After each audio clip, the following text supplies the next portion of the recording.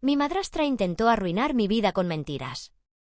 Pero no sabía que yo ya sabía toda la verdad. Me acusó falsamente frente a mi padre, y descubrió que no era su hija y que ella lo sabía desde siempre. Nunca pensé que llegaría a escribir algo como esto. No porque mi vida fuera perfecta, ni mucho menos. Pero porque jamás imaginé que la persona que más daño me haría sería alguien que, técnicamente, ni siquiera es mi madre. Y aún así, supo exactamente dónde apretar para hacer que todo se desmoronara. Me llamo Clara. Tengo 22 años y crecí creyendo que tenía una familia unida. Mi madre murió cuando yo era muy pequeña y mi padre hizo lo posible por criarme solo hasta que conoció a Laura, mi madrastra, cuando yo tenía unos 8 años. Se casaron poco después, y aunque nunca fuimos especialmente cercanas, convivíamos con una cordialidad frágil, como cuando dos compañeros de piso se reparten turnos para limpiar el baño. Pero algo cambió hace unos meses. No fue de golpe. Fue más como esa sensación extraña que te invade cuando sabes que alguien te está mirando fijamente desde la otra esquina del cuarto. Laura empezó a hacer comentarios sutiles en la mesa, cosas como que debía tener cuidado con la forma en que me vestía o que algunos de sus amigos habían notado lo mucho que coqueteaba con hombres mayores. Yo pensaba que eran simples bromas de mal gusto. Pero luego empezó a repetirlas frente a mi padre. Y entonces lo dijo: la encontré en la cama con un hombre casado. Fue una vergüenza. Recuerdo ese momento con nitidez. Estábamos en la sala, un domingo cualquiera.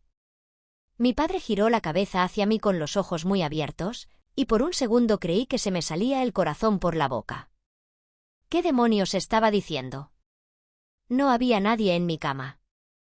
No había ningún hombre. Estuve toda esa tarde sola, leyendo, con los audífonos puestos. Pero claro, ella sabía que yo no tenía cómo demostrarlo. Lo decía con tanta tranquilidad, tanta seguridad, que incluso yo empecé a dudar de mí misma. Después de eso, todo se torció. Mi padre se volvió frío. Empezó a evitarme, a encerrarse con Laura en el estudio, a preguntarme con tono inquisitivo a qué hora había llegado o con quién había salido. La confianza que habíamos construido a lo largo de los años se resquebrajó tan rápido como una copa de vino mal, apoyada en el borde de una mesa. Empecé a sentirme una intrusa en mi propia casa. Como si de repente hubiera pasado a ser la amenaza. Lo más jodido es que no entendía por qué. ¿Por qué inventar algo así? ¿Qué ganaba ella? Hasta que recordé algo. Una sospecha, enterrada hacía años. Algo que había escuchado cuando tenía 15 años, durante una discusión acalorada entre mis tíos en una cena familiar. Palabras rápidas, susurradas entre dientes. Algo sobre lo que pasó realmente con Clara y que Laura lo supo desde siempre.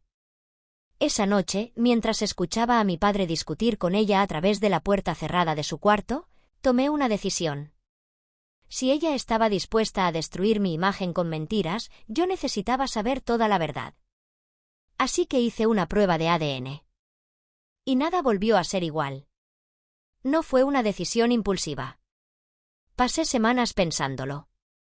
Cada vez que veía a Laura sonreír como si nada, cada vez que mi padre me hablaba como si fuera una extraña, el nudo en mi estómago se apretaba un poco más. Había algo podrido en todo esto. Y ya no podía ignorarlo. Pedí el kit de ADN por internet, uno de esos que prometen rastrear tus raíces hasta el último rincón del planeta.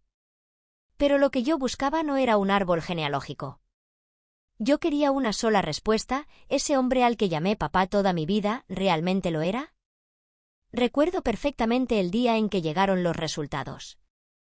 Estaba sola en mi habitación, con las manos temblorosas y la pantalla del portátil iluminando mi cara. Tuve que releerlo 3 veces. Compatibilidad parental, 0%. 0. 0. Mi corazón latía tan fuerte que apenas podía oír otra cosa. Me quedé sentada en silencio durante mucho tiempo. No lloré, no grité. Solo me quedé ahí, observando cómo todo lo que creía saber se deshacía como arena entre los dedos. Mi madre, la mujer que murió cuando yo tenía apenas 4 años, me había mentido. Me había criado junto a un hombre que no era mi padre, y nunca dijo una palabra. Y él, sin saberlo, me crió como si lo fuera. Me enseñó a andar en bici. Me leía cuentos cuando tenía fiebre. Me abrazaba cuando los chicos del colegio eran crueles. Él no lo sabía. Pero alguien sí. Y ahí fue cuando todo encajó. Laura. Ella lo sabía. Desde antes que yo naciera, probablemente. Y lo usó. Lo escondió. Lo guardó como un as bajo la manga para cuando necesitara manipular, dividir, envenenar. Esa mujer había vivido con nosotros durante años con una sonrisa perfecta, fingiendo que me aceptaba, mientras albergaba ese secreto como un puñal oculto. Yo ya no era solo una amenaza a su matrimonio. Yo era la mancha en su historia perfecta. La piedra en el zapato. La hija de otra. Así que ahí estaba yo. Sentada con una verdad que podía destruirlo todo. Y solo me hacía una pregunta, decírselo o no. ¿Le arruinaba la vida a un hombre que me había amado como a una hija? ¿O dejaba que Laura siguiera usándome como su chivo expiatorio? No lo sabía. No aún. Pero sí sabía una cosa, ya no iba a jugar el juego de Laura. Y el momento para mover mis fichas se acercaba. Muy pronto. Mi padre, con su clásica sonrisa cansada, los había reunido a todos para una cena familiar. Nada fuera de lo común, si ignoramos que yo llevaba semanas siendo la villana no oficial de la casa. El ambiente estaba enrarecido. Incluso los cubiertos sonaban más fuerte de lo normal, como si cada gesto cargara una tensión invisible. Laura lo había organizado todo. Ella eligió el menú. Ella insistió en que vinieran mis tíos, mis primos, incluso la abuela. Decía que era hora de hablar de ciertas cosas. Y claro, todos pensaron que se refería a mi comportamiento escandaloso. Sabía que se venía algo grande. Podía sentirlo en la manera en que Laura me miraba, como si ya hubiera ganado. Esa clase de mirada que te dan justo antes de apretar el gatillo. No me equivoqué. Después del postre, y con toda la mesa en silencio, Laura se levantó y empezó su discurso. Puso voz de víctima. Dijo que amaba a esta familia más que nada. Que le dolía tener que hablar de esto, pero que ya no podía quedarse callada. Que por el bien de todos, tenía que contar lo que había visto. Y lo soltó. Que me había sorprendido con un hombre casado. Que no era la primera vez. Que estaba preocupada por el ejemplo que daba. Que temía que mi comportamiento terminara manchando la reputación de la familia. Yo no dije nada. Ni un gesto. Solo la miré fijamente mientras hablaba. Mientras convertía su teatro en un espectáculo frente a los que más daño podía hacerme. Vi a mi padre bajar la mirada. Mi tía apretó los labios. Mi primo no sabía dónde meterse. Y justo cuando creí que ella iba a cerrar su monólogo con alguna lágrima falsa, me levanté. No grité. No lloré. Solo saqué de mi bolso un sobre blanco. Lo dejé frente a mi padre. ¿Puedes leer esto?, le dije. Su expresión pasó de confusión a pánico mientras repasaba los papeles del laboratorio. Laura intentó arrebatarle el sobre. No, dije. Mi voz sonó firme, mucho más fuerte de lo que me sentía. Tú ya sabes lo que dice. Siempre lo supiste. El silencio se hizo espeso. La tensión se podía cortar con un cuchillo. Papá, dije, mirándolo a los ojos. No eres mi padre biológico. Me hice una prueba hace 2 meses. No compartimos ni una gota de sangre. Hubo un murmullo. Gente girándose. Alguien dejó caer un vaso. Y luego solté la bomba final. Pero ella sí lo sabía. Desde siempre, ¿verdad, Laura? Y por primera vez en mucho tiempo, ella no supo qué decir. El silencio duró apenas unos segundos, pero se sintió eterno. Laura se quedó de pie, congelada, la cara pálida como una sábana. Vi su mandíbula tensarse. Supo, en ese instante, que el control que había manejado durante años se le escurría entre los dedos. Mi padre seguía leyendo los papeles, como si su cerebro no lograra procesar lo que veía. Yo podía oír su respiración acelerada, entrecortada, como la de alguien que acaba de recibir una bofetada invisible. «¿Qué es esto?», preguntó al fin. Su voz sonaba más baja de lo habitual y no miraba a nadie en particular. Laura intentó recomponerse.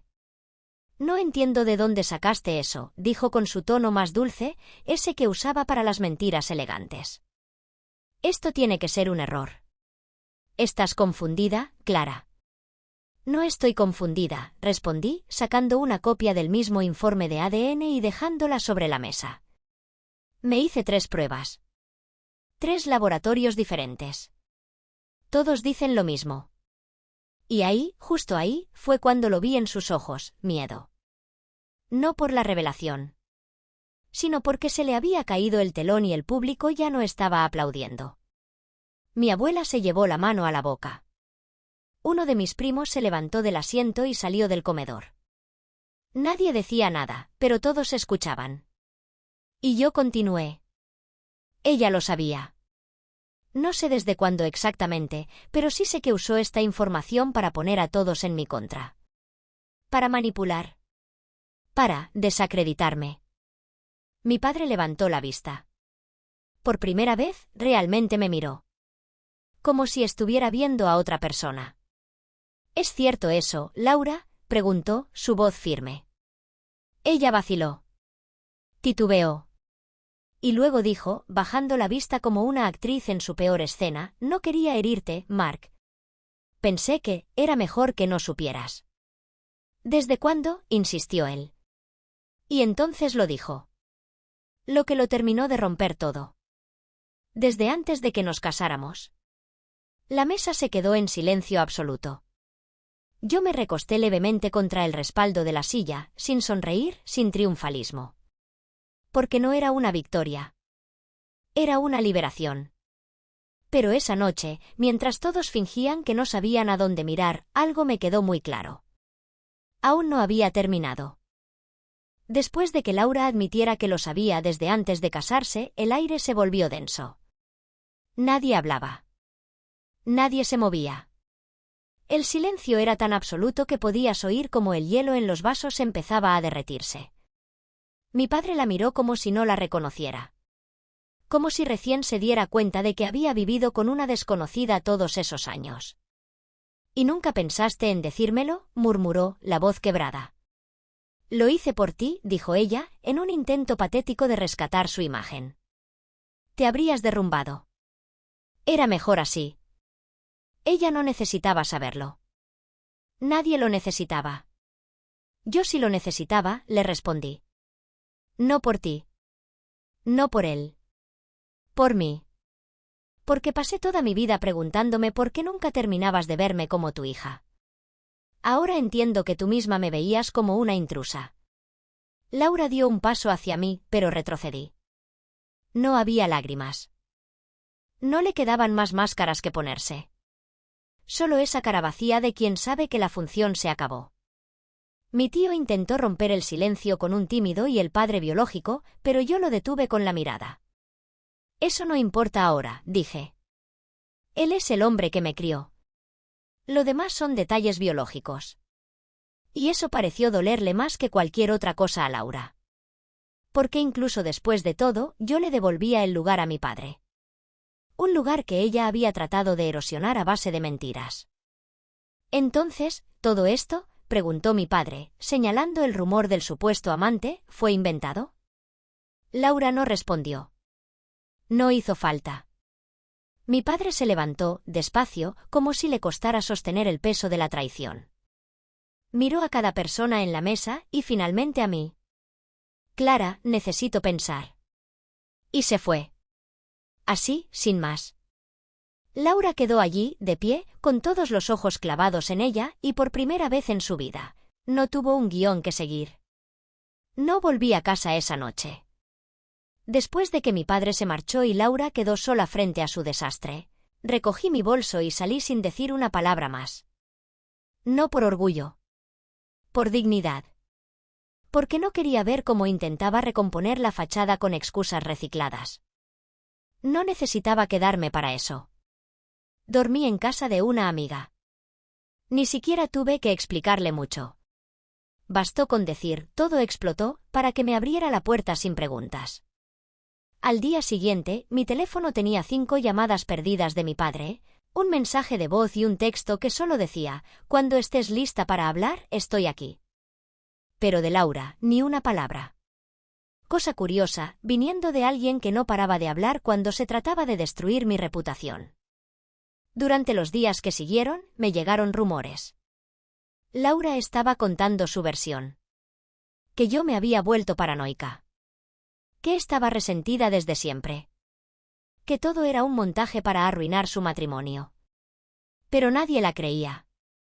Porque cuando alguien finge tanto tiempo, hasta las mentiras se le notan en la voz. Mis primos dejaron de responderle los mensajes. Mi tía canceló una comida que tenían planeada. Y una de las personas más cercanas a ella, una amiga de toda la vida, le escribió públicamente en redes. Hay verdades que, por más que se oculten, terminan gritando más fuerte que cualquier mentira. Y mientras ella trataba de controlar los daños, yo me senté con mi padre. En una cafetería pequeña, donde solíamos ir cuando era niña. Le devolví los resultados del ADN. Le dejé sostenerlos sin prisa. No quiero que esto te aleje de mí, le dije. Solo quería la verdad. Y que tú también la tuvieras. Su respuesta fue simple, pero me dolió y me alivió a la vez. Me duele, Clara. Me parte en dos. Pero tú siempre vas a ser mi hija. Y por primera vez en semanas, lloré. No por dolor. Por todo lo que nunca me habían dicho, por todo lo que Laura no pudo destruir. Poco después de esa conversación con mi padre, llegó la carta. No un mensaje de texto. No un correo. Una carta escrita a mano, con letra pulcra, casi ceremonial. De Laura. Decía que necesitaba una oportunidad para explicarse. Que yo había malinterpretado cosas. Que el amor que me había tenido era real, a su manera. Que lo hizo todo por el bien de la familia. No pude evitar reír. No porque fuera gracioso, sino porque era absurdo. Era como si me pidiera que ignorara el incendio porque, después de todo, el humo olía a lavanda. Decidí no responder. Pero sí tomé una decisión, regresar a casa. No por ella. Por mí. Porque yo había vivido ahí. Porque ese era mi espacio. Porque Laura ya no tenía el poder de hacerme sentir extranjera entre mis propias cosas. Cuando abrí la puerta, ella no estaba. Se había ido a casa de una amiga, según mi padre. Me senté en mi cuarto, el mismo de siempre, y respiré profundo. No sentí paz. No todavía. Pero sentí terreno firme bajo mis pies. Y eso era más de lo que había tenido en semanas. Esa noche, mi padre me preparó la cena. Como cuando tenía 10 años y él todavía quemaba el arroz. Seguía sin saber cocinar del todo, pero el gesto fue suficiente. ¿Y ahora qué?, me preguntó mientras comíamos. Esa era la pregunta.